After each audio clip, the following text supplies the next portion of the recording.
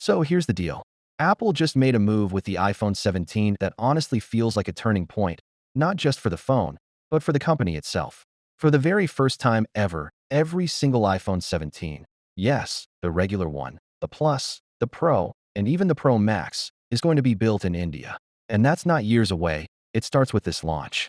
Now, let me break down why this is such a big deal. Think back to past iPhone launches.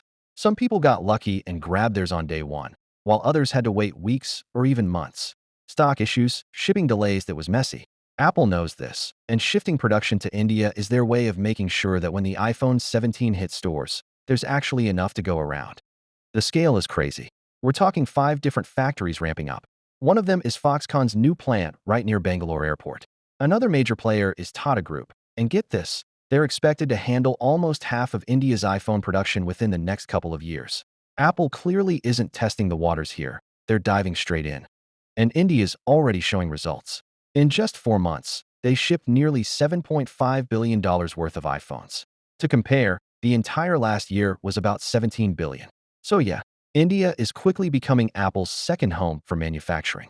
Some reports even say India might have already overtaken China in terms of iPhones shipped to the US. But here's the question. Do people really care where their iPhone is made? A recent poll says, kind of.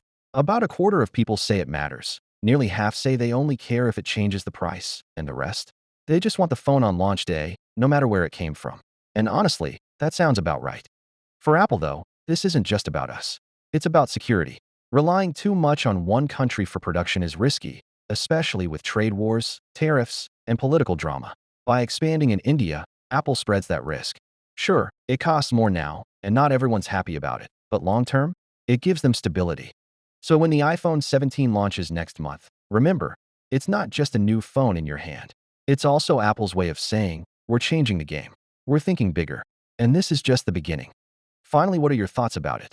So without being said, let me know your thought in the comment below, and if you are new here, please subscribe. Peace out.